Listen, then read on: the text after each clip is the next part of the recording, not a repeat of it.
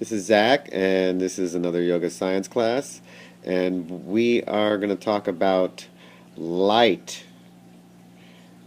And in all the yogas, we all assert that we are light.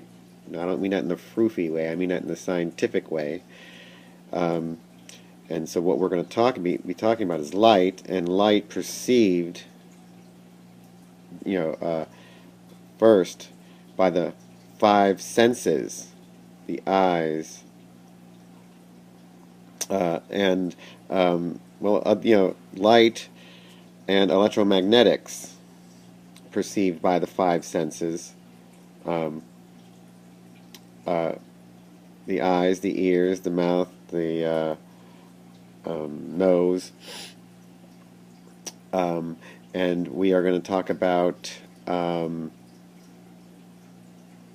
the light that you can't see, that's out of our spectrums, like the infrared lights and the ultraviolet lights, the distinction between that. So let's get right into it then. Light. All we know really about light is the light that we could see with our own eyes, with our own spectrum.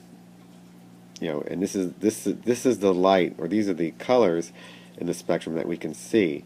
We see here from yellow, orange, red, purple, and then infrared lights in this direction. So we don't see the infrared, even though we have equipment and technology that can see infrared light, and there are animals in nature that can see infrared levels of light, but that's outside of our range, so we don't think that light's affecting us. But yes, just because you can't see the light because it's out of your human spectrum, out of your optical spectrum, doesn't mean you're not getting the electromagnetic effects of that light and getting rain upon that light. So even in darkness, which you perceive as darkness, you're getting all the infrared light coming in to you, which is there's an immense amount of light outside of our light spectrum, outside of our five senses,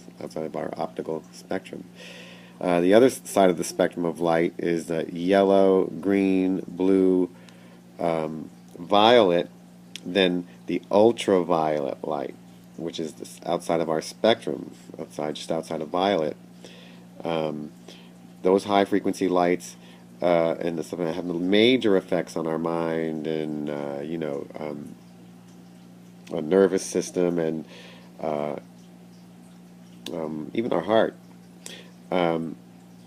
Those lights, it's a large spectrum above, outside of our optical range. So when we talk about yoga science, we talk about, or even in astrology, when we talk about light, and when the sun, let's say for instance, you see the sun, say you see the sun here, and it's at 12 p.m. It's at 12 noon, right above your head. Well, you see that's in your spectrum here. That's in your optical spectrum, and you see that light, and you actually feel the heat from the senses. You feel the heat from the sun up against your skin, and so it's in that, and even that heat is in your range, in your limited range. And then so when the sun goes over here to the west and it starts around 6 p.m. sets, and let's say it's somewhere 9 in the evening over here. If this is 6 p.m. and this is 12 a.m. here, let's say around 9 in the evening, you think, I'm not feeling any effects from the sun. But you're feeling the effects of the sun, ultraviolet and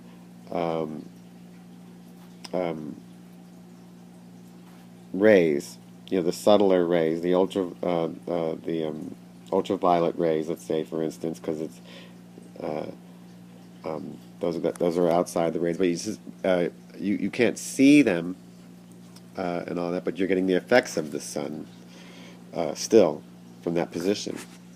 So I just wanted to let this video talk about light, and there's light, the gigantic amount of light uh, hitting our bodies when we just because we can't see it doesn't mean that light's not there affecting us, powering our organs, disempowering our organs, whatever it's doing in combinations with the constellations and the planets. Okay, all these electromagnetic signatures come together and create, either empowered immune systems, or they, sometimes they work against you. They kind of retrograde your immune system, electromagnetic field. So there we have it. Light, stuff we can see, light we can see, light outside of a spectrum that we can't see, infrared and ultraviolet.